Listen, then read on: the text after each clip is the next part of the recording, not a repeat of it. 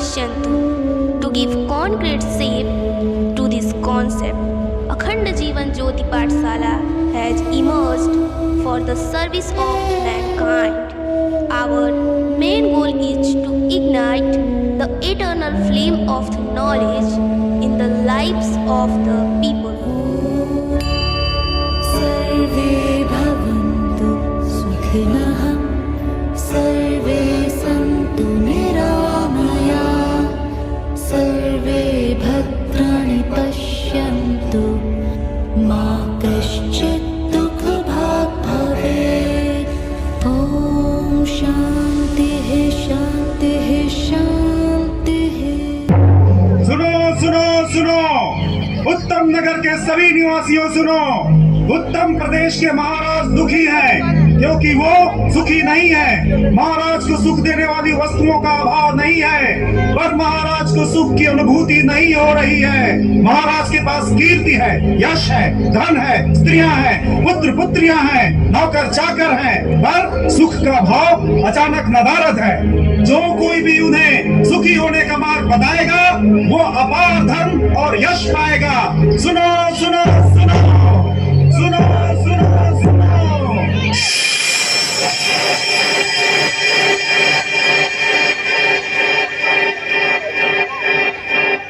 महाराज सुखी नहीं है? पूरे राज्य में यही शोर है कि महाराज सुखी नहीं है.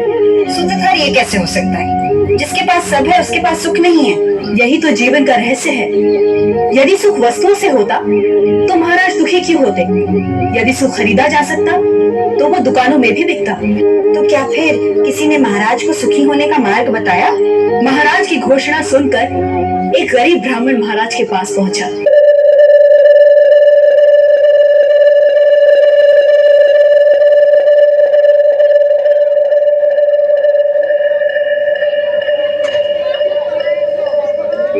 एक उपाय है महाराज. क्या? महाराज, किसी ऐसे आदमी की कमीज पहने जो सुखी हो.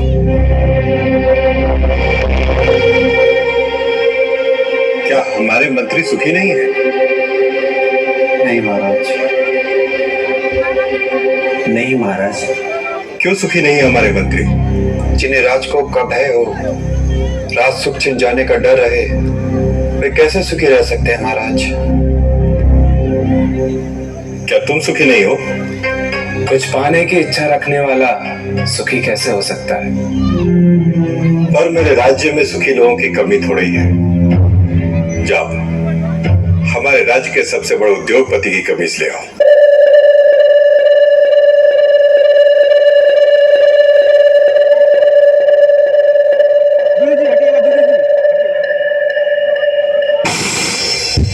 क्या आप सुखी हैं? यानी पूरे राज्य में आपके वाणिज्य का साम्राज्य है, हजारों में आपकी तूती बोलती है. क्या अब भी कुछ पाने की इच्छा शेष है? घने खमा हुजूर, जब तक हर दिए में मेरा तेल नहीं जलता, हर तन पर मेरा कपड़ा नहीं सजता, हर घर आंगन में मेरा सिक्का नहीं जमता, तब तक मेरी इच्छाओं का अंत कैसे हो सकता है? यदि ये इच्छाएं दुख हैं तो मैं सुखी नहीं हूं. फिर भी आप चाहें तो मेरी कमीज ले जाएं, शायद महाराज को समाधान मिले.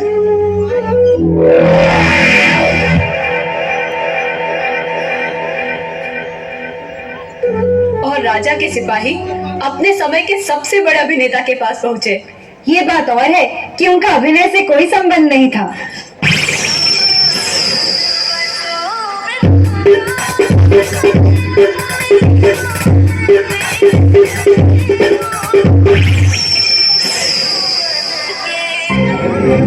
कमीज?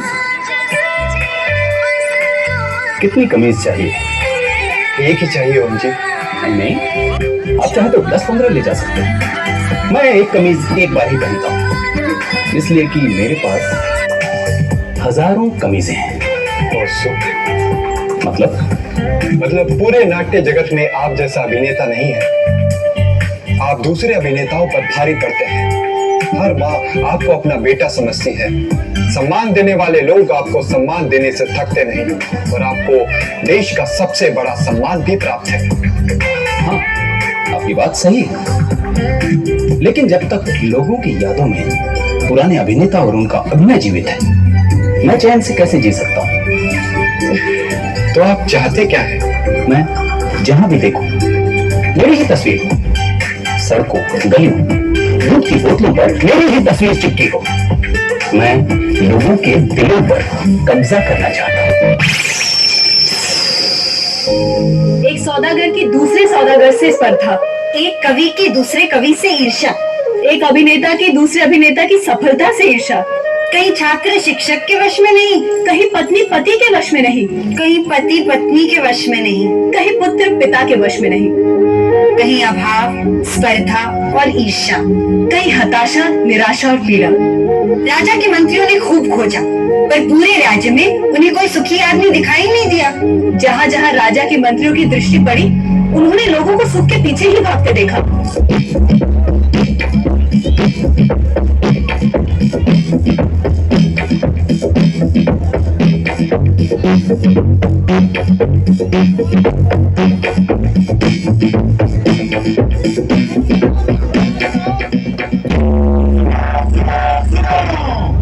उत्तम नगर के निवासियों सुनो, जो भी सुखी आदमी अपनी कमीज राजा के पास ले जाएगा वो राजा से बड़ा इनाम पाएगा। सुनो सुनो, उत्तम नगर के निवासियों सुनो, जो भी सुखी आदमी अपनी कमीज राजा के पास ले जाएगा वो राजा से बड़ा इनाम पाएगा, और सुखी होने का दावा गलत होने पर कड़ा दंड पाएगा। उत्तम नगर के निवासियों सुनो, जो भी सुखी आदमी अपनी कमीज राजा के पास ले जाएगा। अब घोषणा भी होने लगी, और सुखी होने का दावा गलत होने पर कड़ा दंड पाएगा। सुनो, राजा को भी सुखी आदमी मिला। नटी, एक सुखी आदमी को कहीं सिपाही कहीं मंत्री ढूंढ रहे थे। एक दिन सुखी आदमी को ढूंढते ढूंढते राजा के सिपाही एक गांव पहुंचे। धूप और प्यास से उनका बुरा हाल था।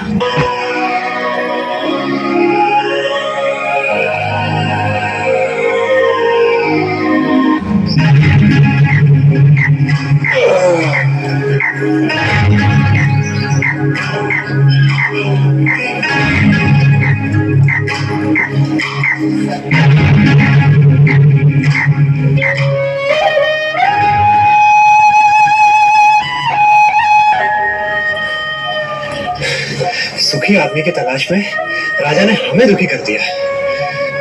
समझ में नहीं आता, क्या पूरा संसार ही दुखी है?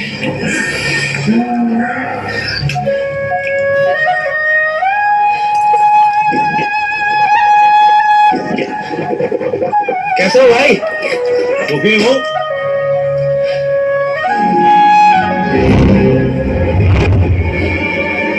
दुखी हो?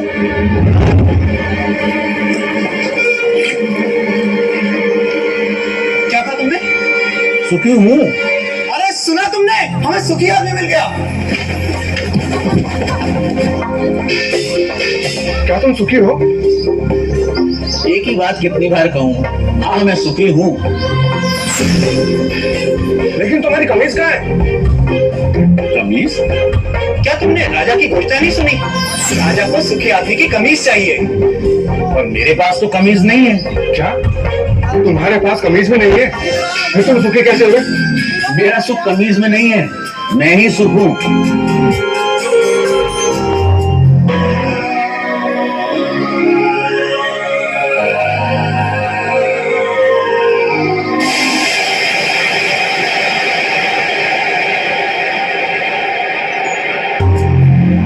अन्नदाता, वह कह रहा था कि उसका सुख कमीज में नहीं है, वह ही सुख है, वह सुखी है, लेकिन उसके पास कमीज नहीं है। बलभद्र, उसे मेरे पास ले आओ।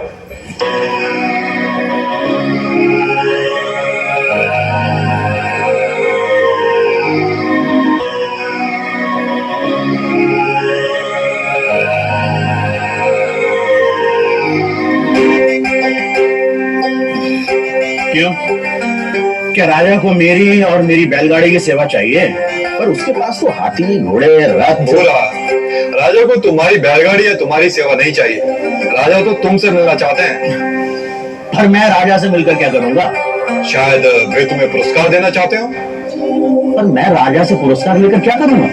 शायद पुरस्कार के धन से तुम और सुख पा सको, कमीज खरीद सको। दादा, मैं कमीज के बिना भी सुखी हूँ। पर मैंने सुना है कि धन से वस्तुएं मिलती हैं। क्या धन से सुख मिलता है? और जो सुख से भरा हुआ है उसमें और सुख कहां से समाएगा?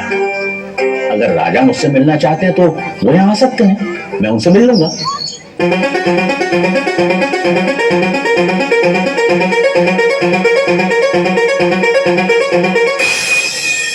अन्य आने से मना कर दिया अंदाता। अंदाता को उससे मिलना हो तो हुकुम को ही जाना होगा।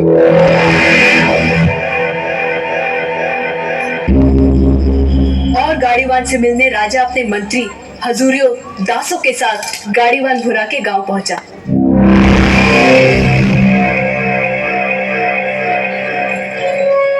भूरा, भूरा, भूरा, अभी कहीं नहीं जा पाऊंगा, मेरे बैल सुस्ता रहे हैं। भूरा, अंदाता तुमसे मिलने आए हैं। बुरा, ये तुम जो मांगोगे मैं तुम्हें दूंगा। हाथी, घोड़े, दास, दासियां, जो चाहे मांग लो, पर मुझे सुखी होने का रहस्य बता दो। मुझे नींद आ रही है राजा, मुझे सोने दो।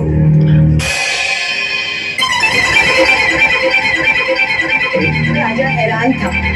दूसरी बार राजा फिर बड़े दल बल के साथ आया।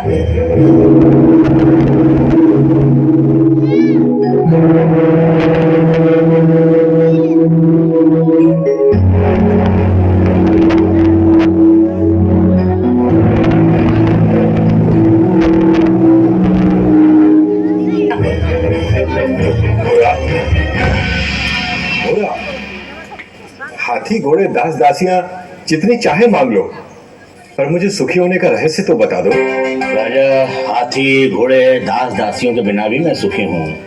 फिर कभी आना। तुम्हें क्या चाहिए बुरा? मांग कर तो देखो। मुझे सुखी होने का रहस्य तो बता दो।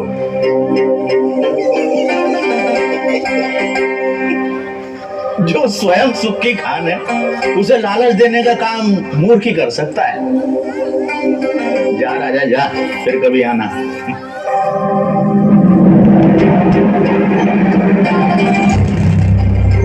और राजा चला गया। उसे समझ नहीं आया कि गाड़ीवान भूरे को क्या चाहिए था। कि अचानक राजा एक दिन अकेले गाड़ीवान के सामने आ खड़ा हुआ।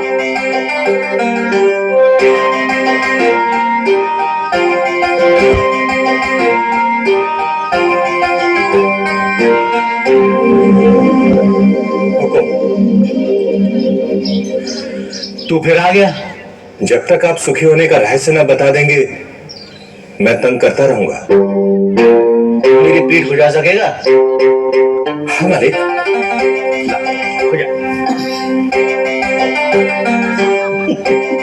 रहने दे, रहने दे। ठीक से बैठ जा, बैठ ठीक से। पहले ही अपने दिखावे का बोझ छोड़कर आता तो मेरी पीठ खुजलाने से बच जाता। पूछ, क्या जानना चाहता है? यह कैसा रहस्य है कि जिसके पास सैकड़ों कमीजें हैं वह सुखी नहीं है, और जिसके पास कोई कमीज नहीं वह सुखी है? राजे, सुख का कारण कमीज नहीं, आत्मा है। जो यह जान लेता है कि सुख का कारण भीतर है, उसे सुखी होने के लिए बाहरी वस्तुओं की जरूरत नहीं पड़ती। और मन तो हमेशा सुख के लिए बाहरी वस्तुओं के पीछे भागता रहता है। इसीलिए राजे, जो अपने आनंद स्वरूप आत्मा को जान लेता है वह वस्तुओं के पीछे भागना बंद कर देता है। मैं समझा नहीं। राजे, आनंद आत्मा का स्वरूप है। आत्मा अनंत है, इसलिए आनंद भी अनंत है। आत्मा के स्वरूप के कारण व्यक्ति स्वयं से हर क्षण प्रेम करता है। क्या कभी सोचा है कि व्यक्ति बूढ़ा हो जाता है, बीमार हो जाता है, इंद्रियां साथ छोड़ रही होती हैं, मौत द्वार खटखटा रही होती है, फिर भी आदमी जीना चाहता है? क्यों? क्योंकि हर व्यक्ति स्वयं से हर क्षण, हर समय प्रेम करता है। यदि दुख स्वयं का स्वरूप होता तो क्या मनुष्य कभी स्वयं से इतना प्रेम करता? कभी तुमने सोचा है कि कभी कभी आत्महत्या का विचार क्यों आता है? नहीं मालिक। क्या है आत्महत्या का विचार? क्यों भावना के वश में आदमी मन, बुद्धि और शरीर आदि को खत्म कर देना चाहता है? क्योंकि आत्महत्या का विचार भी आत्म प्रेम को ही व्यक्त करता है। जब व्यक्ति दुख और दुख देने वाली स्थितियों से छुटकारा नहीं देखता, तब वह अज्ञानता में आत्महत्या को ही दुखों से छुटकारा पाने का रास्ता समझता है। इतना है मनुष्य का स्वयं के प्रति प्रेम कि वह अपने अस्तित्व को भी समाप्त कर देना चाहता है। सुख भीतर है तो मनुष्य बाहर संसार के पीछे भागता क्यों है? क्योंकि वह स्वयं से प्रेम करता है। मनुष्य जिसकी भी अभिलाषा करता है, चाहे वह धन हो या वैभव हो, पत्नी, पति या पुत्र हो, वे सिर्फ उपकरण हैं जिनकी अभिलाषा मनुष्य स्वयं के सुख के लिए करता है। मनुष्य अपनी प्रियतम वस्तु या संबंधी को भी छोड़ देता है यदि वह वस्तु या वे संबंध दुख का कारण हो जाए। इसलिए मनुष्य सबसे अधिक स्वयं से प्रेम करता है। कोई भी व्यक्ति, चाहे वह संसार को पाने या संसार को छोड़ने की राह पर ही क्यों न चल रहा हो, वह स्वयं के लिए ही है। स्वयं के लिए इतना प्रेम कि या तो सारा संसार या संसार नहीं। स्वयं के प्रति इतना प्रेम ही आत्मा के सुख स्वरूप का प्रमाण है। यदि ऐसा नहीं होता तो मनुष्य दुखों से प्रेम करता।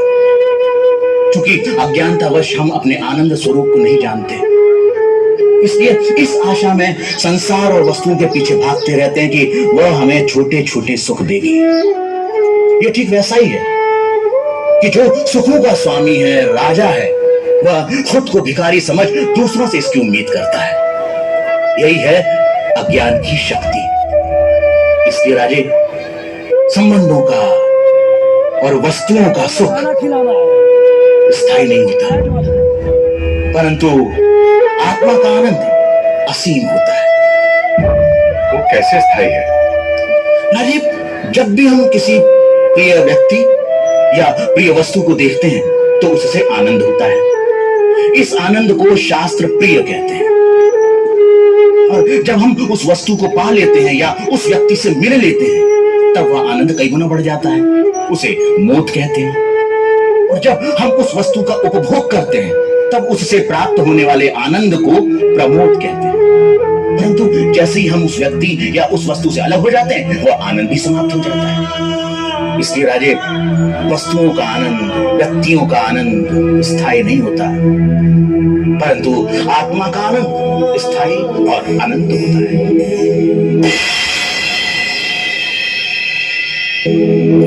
बुरा व राजा में आनंद पर लंबी चर्चा हुई, जिसे वेदांत में आनंद मीमांसा कहते हैं। सात्विक आनंद, राजसिक आनंद, तामसिक आनंद से लेकर अलग अलग प्राणियों और अवस्थाओं में आनंद की अनुभूति और उसके कारणों की बुरा ने मीमांसा की। पर अंत में राजा ने वह प्रश्न किया जो इस समय हम सबके मन में है। अरे, यदि मैं ही आत्मा और आत्मा का आनंद स्थान, समय, जन्म, शरीर, मन, बुद्धि और बाहर की किसी भी वस्तु से स्वतंत्र होता है, तो मैं अनंत, असीमित और पूर्ण आनंद का अनुभव क्यों नहीं कर पाता? राजे, यदि तुम अपनी आंखें बंद करोगे तो अंधेरा ही दिखाई देगा। जब तक तुम शरीर, मन, बुद्धि, संसार, वस्तुएं, रस, भाव और विचारों की ओर भी देखोगे, तब तक तुम उस अनंत, असीमित और पूर्ण का अनुभव नहीं कर सकोगे। इसमें गलती आत्मा की नहीं, हमारे दृष्टिकोण की है। इसलिए राजे, तुम सुख चाहते हो तो बाहर नहीं, भीतर देखो।